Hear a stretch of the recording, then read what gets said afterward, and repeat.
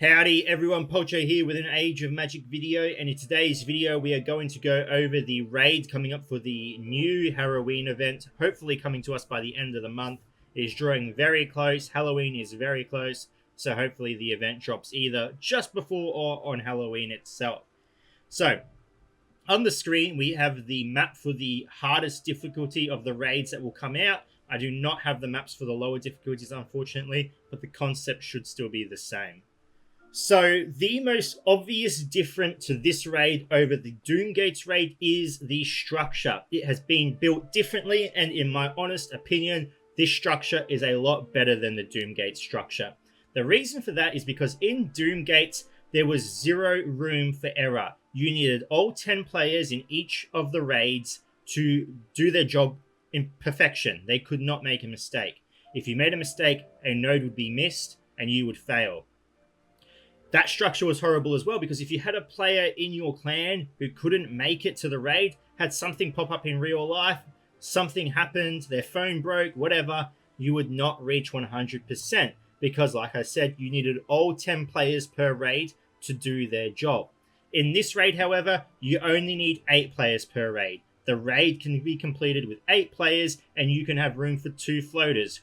Floaters are players that can sit back and come in when they're needed, either to clear up things people have left behind by accident, or it's getting close to the end and they can push things that, players are slacking on. So in that terms, the structure is far superior. In saying that though, there are still parts in this raid you need to watch out for. You have these parts that come out on the side here. On both sides it is exactly the same, it's a mirror. You need to watch out that players get these, and there's these bits on the inside towards the end. There are 4 nodes here. Make sure players get this. However, as you can see on the screen, that each lane has been color-coded. As long as you pay attention to your color and your lane number, you should not have a problem. Now, I would like to throw in real quickly that this map was made by Koza from our Minutemen and Watchmen group. She has done an amazing job. She has also given permission to share it as well. So if you are after a map already designed with the color-coded lanes and the numbers, feel free to reach out. It's an amazing map. It will help your clan tremendously. The second difference in the raid comes with the selection of heroes you have to use. Unlike the Doomgates, which was restricted to dark heroes, in this raid you are restricted to light heroes, which makes it easier for you because light side teams are a bit more powerful than dark side teams. With dark side teams, they lack strong healers. They do have strong healers, don't get me wrong, Azario and Zart. However, they don't have healers like Lucky, who can resurrect, who can heal over time, who can do a tremendous amount of healing. Karana, again, not a healer that's used. However, she's not horrible. She does have a resurrect. She does have a heal. Then you've got Cathbad, again, a great healer. And when you are pairing him with Druids, bar May, because she is a dark hero, again, you have a really efficient healer. Then you have some really good tanks. You've got Siegfried, you've got Magnus. You've got great damage dealers as well. You've got Tyros, you've got Wukong, you've got Suna, you've got Roynar, even though he's a dark elf, he is a light hero. All these heroes are going to be ridiculously good in this raid. In saying that, we don't know what the enemies will be. Maybe they are stupid strong and you're versing just crazy setups with dupe heroes, but you shouldn't have an issue, especially when you're in the late game raid where you've got these light heroes that can help. I mean, like Danae as well. You've got the barbarians as well. You should be pretty good in terms of creating squads. The last change that I am aware of is the character you will be farming from completing these raids. In the previous raid, Doomgates, you were farming shards for Blood Emperor. In this raid, you will be farming shards for the boss of the Goblin faction, Big Old Toothfang. That is who you will be farming. And from what I have seen, the Goblins have the potential to be a decent faction. So, in terms of you and helping out your clan, try and spend your energy as you get it. Don't let it overcap. Use it. Get the raid done. Get it done as quickly as possible. I know the rules are in our clans. Don't spend gold. You don't need to. But just use your energy as much as you can without it overcapping. It's just a waste otherwise. The raid is not around forever. I'm sure the plan is that, or it's said that the raid will return on a continuous cycle like Doomgates was meant to, but who knows what's going to happen. So try and get as much of the raid done as possible. Help your teammates out, help your clans out. And honestly, if you are a member in your clan who is willing to spend gold on the raid, who get refreshes, talk to your clan leaders and try and get a lane that has longer solo parts and help your clan out that way. If you're a member or you're a clan leader or officer and you know you have members that don't spend any gold, they're completely free to play, look into giving them shorter lanes that join up with others. It's just going to help efficiency and move the clan along faster. So that does cover the majority of changes. Now I've designed some photos that give you potential teams you can use. We'll go over it, why they might be good, and I've built these teams mostly in ways where you can sub characters out and put other characters in. So we'll go over to the teams now and see what we've got. So the first team we have is a Holy Trinity blend. You've got Karana, Cathbad, Lucky. Each character has the chance of resurrecting. Cathbad, however, only has the chance of resurrecting Karana. So you've got high survivability, high healing. You've got Royna, who would run as your leader. That way he has the chance of, or has the chance to give your allies the ability to lock down healers and casters. And you've got Tyros for initiative reduction and just decent damage. These three are probably the focus of the team. You could replace Royna and Tyros. Royna, I know, was a battle pass hero. Some of you may not have him max. Some of you may not even have him at all. If you joined lately and you're a whale, I don't know. If you don't have him, you don't have him. You could replace that character with someone else. Obviously, you lose out on the leadership ability. But both of these are replaceable. I feel like this would be the most optimal team, though, with these characters. Next up, you have the Woodland Ilias squad. Now, this loses the maid from it and is replaced with Tyros. Again, super strong, high survivability. Ilios will have the chance to give every one of these characters the high heal off crit chance instead of the halved one. Dreverard is there for the tank. Again, Lucky and Cathbad super healing. Cathbad can now resurrect Dreverard as well. And Ilios will be helping Tyros in terms of initiative boost. Tyros will be your main damage dealer. Ilios will be pretty decent as well. And this is just speculation, but assuming that you are using light heroes, the raid will be focused around dark heroes maybe. Ilios will shine really brightly. I hate saying it, but that's how it is, because he can bring dark heroes out of hiding. So if you are versing dark heroes that are hidden, Ilios will be your man. Next up, we have the Wild Elves. Now, the Wild Elves are, I feel like they're a crowd favorite. A lot of people like the Wild Elves. They just lack a little bit of strength. They do really well against Danae's squads, Barbarian squads, because they focus single target damage.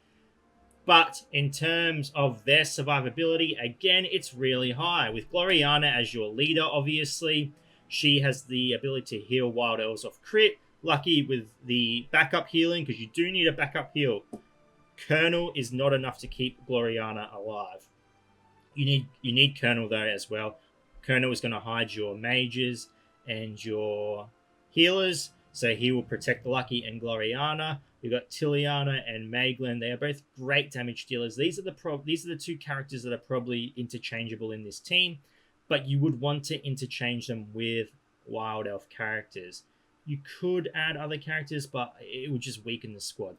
Tiliana, again, like in the last squad, the assumption that you're versing dark squads. If you come up against a demon squad, if you come up against a Arakan undead squad, she will blast them down. Nothing will stop her. So if you've got her, this will be a time to use her. And I love, if it is true, again, I don't know, but if that is true, then it just gives Tiliana an extra use. It doesn't, and that's what something I think Playcott needs to focus on. Making champions that aren't PvP orientated. Give champions other purposes, especially if you're going to make hard raids like this and they're going to be continuous. Make champions that shine in PvE content. I feel like this is where she will come and she will shine, is if the demons and the Arakan undead are in this raid. So again, that's another team for you. We'll do pretty well. Next up, we have the Mizuhuku team.